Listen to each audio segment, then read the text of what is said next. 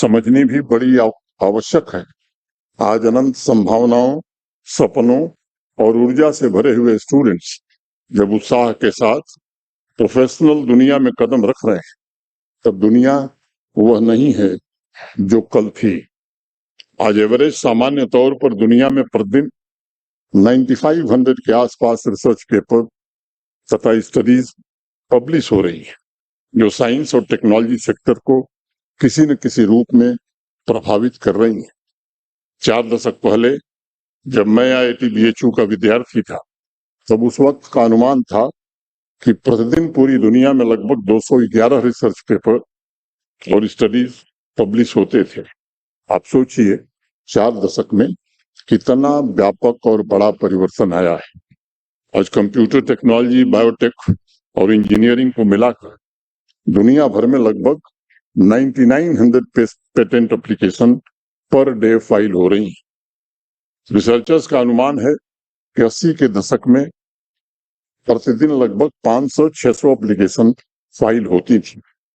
आज परिवर्तन की तेज गति का अंदाजा आप इसी बात से लगा सकते हैं कि प्रतिदिन लगभग 700 नए open source software projects launch हो रहे हैं और OECD NSF की रिपोर्ट के मुताबिक प्रतिदिन पेटेंटेड और अनपेटेंटेड इनोवेशंस की संख्या 16,000 से भी ज्यादा हो गई है।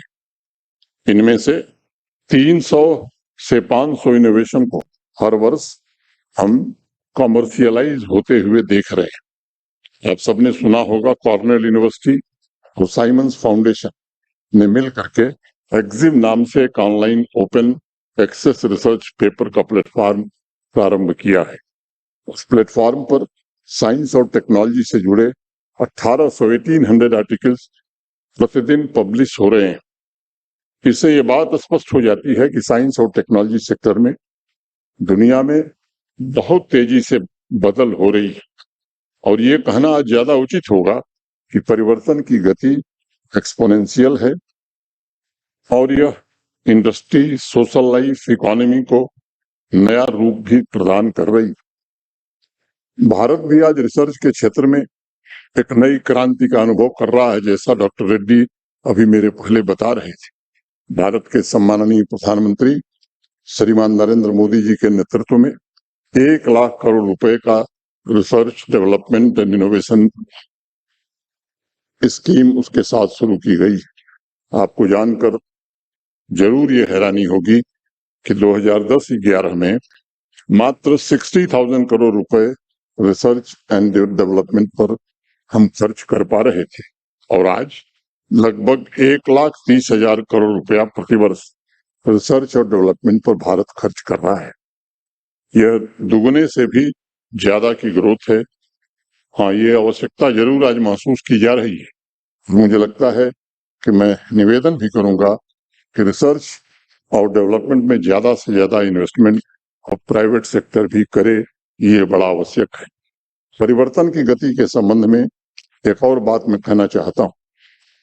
2020-21 में भारत में फाइल किए गए पेटेंट की संख्या 24,326 थी, जो पिछले 4 वर्षों में 3 गुना से ज्यादा बढ़कर के 68,176 हो गई है। इकोनॉमी में भी हम आगे नंबर 1 बने, ऐसा अनुमान लगाया जा रहा है।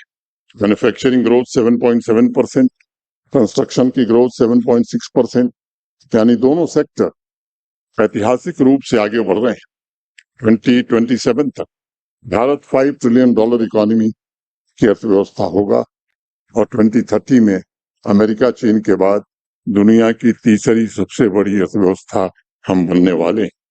ये आंकड़े इस तथ्य की तरफ इशारा करते हैं कि तमाम वैश्विक चुनौतियों, कॉन्फ्लिक्ट के दुष्प्रभावों के बावजूद भारतवर्ष दुनिया का सबसे ब्राइट स्पॉट है और आप लोग ऐसे समय में NIT रायपुर से निकलकर प्रोफेशनल दुनिया में नई शुरुआत करने जा रहे हैं, जब हर एक सेक्टर नए टैलेंट्स की तलाश कर रहा है।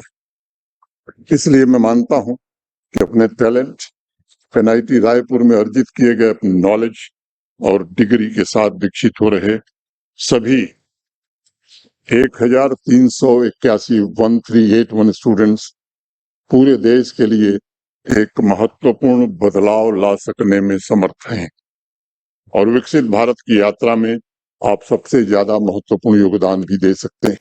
मित्रों, मैं ये भी स्पष्ट करना चाहता हूं कि आप भारतवर्ष के इतिहास में एक असाधारण अमृत पीढ़ी का भी प्रतिनिधित्व कर रहे हैं। ये सच है कि तीव्र गति से हो रहे ट्रांसफॉर्मेशन की वजह से अमृत पीढ़ी असाधारण चुनौतियों का भी सामना कर रही है, लेकिन ये भी सच है कि अमृत पीढ़ी के पास असाधारण अवसर भी हैं और आपके पास एनआईटी रायपुर द्वारा प्रदत्त असाधारण स्किल्स और टैलेंट भी है। आज दीक्षांत समारोह में प्रोफेशनल दुनिया में ट्रांजिशन के इस अवसर पर मैं 5 बातें आप सबसे कहना चाहता हूं, निवेदन करना चाहता हूं, जो भविष्य में मैं समझता हूं कि आपके लिए सहयोगी हो सकते हैं। पहली बात, लाइफ लॉन्ग लर्निंग अपनाने की जरूरत है। कैंपस से निकलने का मतलब ये नहीं है कि सीखने की यात्रा आपकी समाप्त हो गई। मैं चाहूंगा कि आज दीक्षित हो रहे सभी 1381 स्टूडेंट्स जीवन भर जिज्ञासु बने रहें और तेजी से विकसित हो रही टेक्नोलॉजी के साथ तालमेल बनाए रखने के लिए अपने स्किल्स को निरंतर अपडेट भी करते रहें। दूसरी बात, वास्तविक समस्याओं का समाधान करना ये बड़ा आवश्यक है। जरूरी नहीं है कि सभी ग्रेजुएटिंग स्टूडेंट्स नौकरी ही करें, जॉब ही करें। आप इंटरप्रेन्योर बन सकते हैं, स्टार्टअप शुरू कर सकते हैं। ऐसे समाधान निर्मित करने पर आप ध्यान केंद्रित करिए जो समाज और राष्ट्र की सार्थक चुनौतियों का समाधान करके आम लोगों के जीवन में सुधार और बदलाव ला सके और विशेष रूप से छत्तीसगढ़ जैसे प्राकृतिक संसाधनों से भरपूर राज्य की गतिशीलता में भी अपना योगदान दे सके। तीसरी बात, जैसा आप प्रोफेसर रेड्डी बता रहे थे, बड़ा सोचिए और इनोवेटिव सोचिए। Think big, think innovatively. और मैं चाहूंगा कि आप लीक से हटकर सोचने का साहस करिए। असफलताओं से घबराने की जरूरत नहीं, उनसे सीखकर आगे के लिए सफलता के रचनात्मक दृष्टिकोण के खोज में जुटने की आवश्यकता है। मैं जानता हूं कई बार नौजवान या इंसान खतरे से घबराता है, रिस्क लेने से घबराता है। ये मानव स्वभाव है, स्वाभाविक भी, लेकिन ये सच है कि कोई भी इनोवेशन, नया इन्वेंशन तभी होता है जब हम रिस्क लेने की संस्कृति को प्रमोट करते हैं।